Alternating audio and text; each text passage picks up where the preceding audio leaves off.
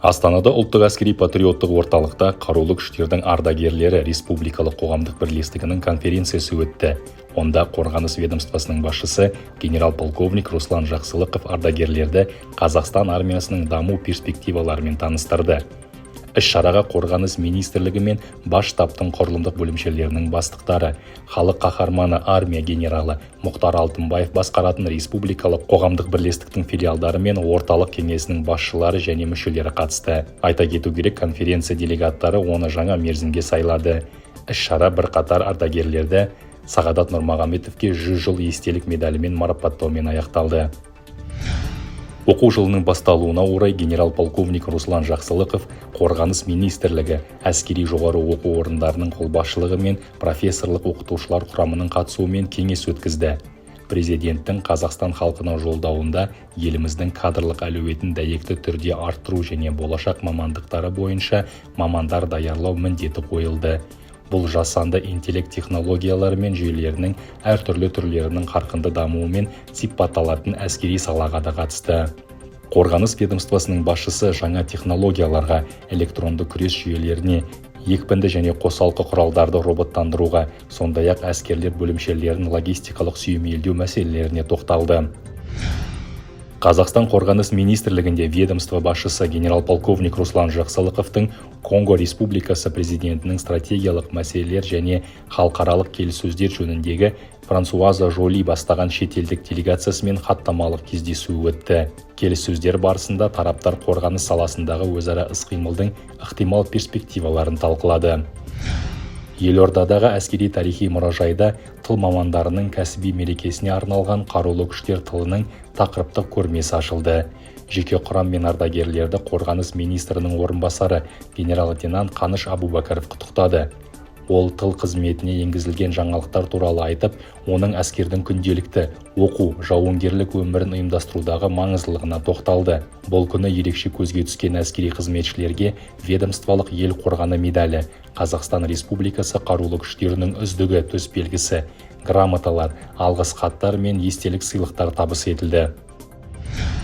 Астанада қарулы күштердің бас әскери медициналық басқармасы мен президент іс басқармасының медициналық орталығы өзара ынтымақтастық туралы меморандумға қол қойды.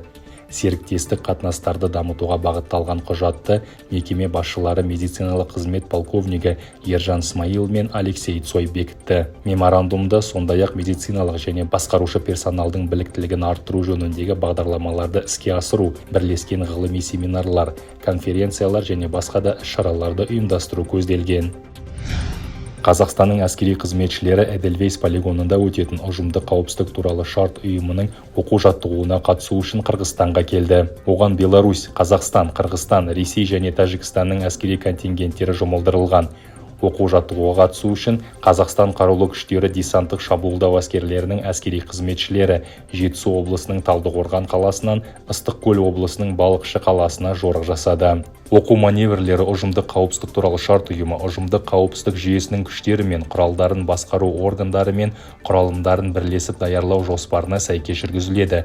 Оған жедел әрекет ету ұжымдық күштерінің өзара іс-қимыл 2024 командалық штабтық оқу-жаттығу, барлау күштері мен құралдарының іздеу 2024 және материалдық техникалық қамтамасыз ету күштері мен құралдарының эшелон 2024 арнайы оқу-жаттығулары кіреді. Жедел стратегиялық оқу-жаттығулар 2024 жылғы 11 қыркүйекке дейін жалғасады.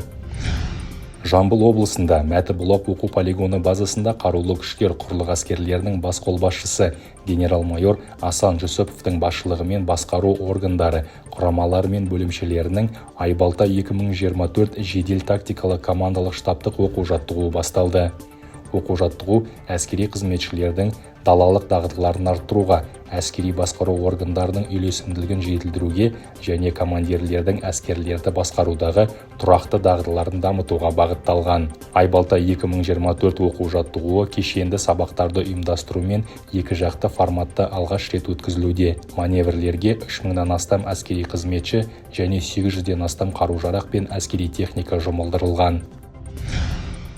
Спасск оқу орталығының базасында алғаш рет Астана өңірлік қолбасшылығы әскерлерінің қолбасшысы генерал-майор Ержан Ибраевтың басшылығымен Қарағанды мектептерінің алғашқы әскери даярлық пәні оқытушыларының оқу-әдістемелік жиыны өтті. Әскери қызметшілер мектеп мұғалімдеріне сәйкес қызметтің құқықтық негіздері, тіршілік қауіпсіздігі және ақпараттық технологиялар, сондай-ақ саптық, тактикалық және атыс дайындығы бойынша сабақ өткізді. Оқушылармен сабақ өткізу әдістемесін оқытуға басты назар аударылды. Әскери техникалық мектептердің түлектері енді ЕГОВ порталы арқылы әскери билет ала алады. Алматы қаласында әскери техникалық мектеп филиалының 108 түлегі әскери ант беріп, сертификат алды. Соның негізінде ЕГОВ сайтындағы жеке кабинетте әскери билеттің электрондық нұсқасы пайда болады. Әскери техникалық мектеп филиалы әскери міндеттілердің 4 взводы тылдық және техникалық қамтамасыз ету, радиациялық, химиялық және биологиялық қорғау бейіні бойынша, сондай-ақ тікұшақ үлгісіндегі ұшқышсыз ұшу аппараттарының операторлары бойынша 40 күндік оқудан өтті. Радиоэлектроника және байланыс әскери инженерлік институтында шетелдік әскери жоғарғы оқу орындарына оқуға жіберілетін бірінші курс курсанттарының салтанатты ант беру рәсімі өтті.